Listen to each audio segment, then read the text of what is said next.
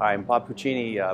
My company, the Puccini Group, is an international firm that focuses on food and beverage, mostly in businesses where restaurants and food and beverage are a secondary part of their business. Hotels, cruise liners, universities, airports, but where food and beverage is really required in what has happened in the world in the last 15, 20 years is the expectation for service and quality has grown. And so from our perspective is being able to serve the public and owners, whether there are any of these kind of constituencies, or really our business. And we've been very lucky. Our key clients are Disney cruise lines, Disney hotels, Disney theme parks, Sands hotels in Macau, most major brands of hotels, many universities around the world. For many years I felt that something like this was really necessary because restaurants and food and beverage are generally underestimated by those brands they serve.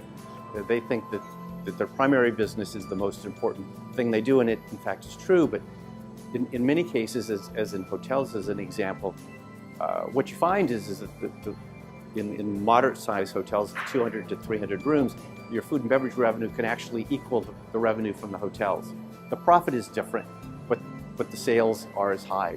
And in many countries, particularly in the West, North America as an example, and in Europe, you're starting to see a real growth in demand for better restaurants. And that as people eat out more, they have higher and higher expectations. And so something like this, which is a forum for people to get together at all levels, from quick service through fine dining, I think is important because this whole business segment is evolving from being a minority business to being a majority business. But we're an international company. We work literally all over the world.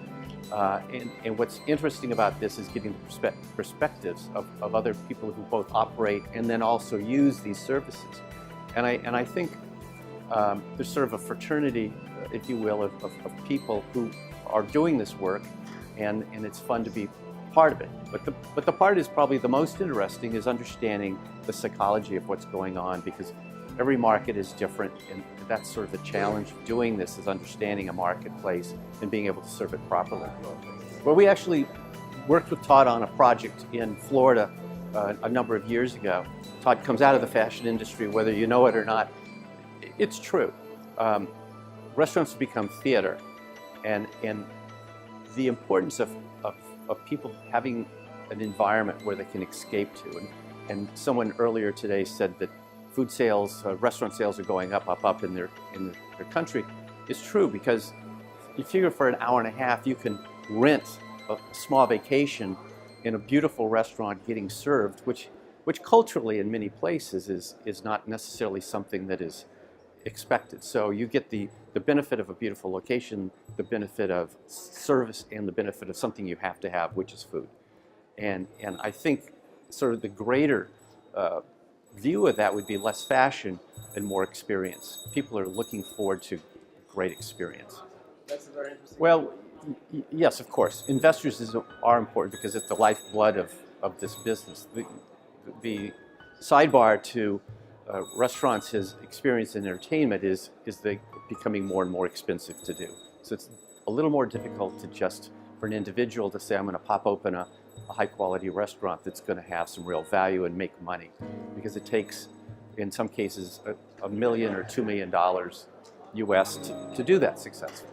And you have to have the experience to afford the staff to do it and sustain it over a period of time. So investors are the lifeblood of this industry, and although we work with them in a slightly different way, because we work for them generally in terms of creating and operating the restaurants, for others here it's more important because they need them to develop the restaurant. Yeah, actually that's true. Where we see growth is in Eastern Europe. We see it in Central Asia. India's slowed down a bit, and in Southeast Asia, as you sort of move out of the key centers, which would be Singapore, Hong Kong, Macau, Bali, you're starting to see more growth in not necessarily secondary cities, but in cities that up to this point have been a little more dormant in their growth. Well, it's an interesting market from two perspectives. First of all, I think they've almost they've used up every concept that has been created to date, either through franchising or licensing. And I think the next step for them is to actually move into creating their own brands and their own positioning in restaurants and food and beverage. Once they do that, then I think they will start to take on another growth spurt. But at this point, it's a copycat business here, and I think until they sort of get their own confidence to develop their own projects with their own food and beverage, even though they may be developing other cuisines than their own indigenous ones, they will kind of float on top of the marketplace. But I think that's the next step here. It's still a vibrant market. There's a lot of demand, but you know, there's just how many more brands can they franchise and put here?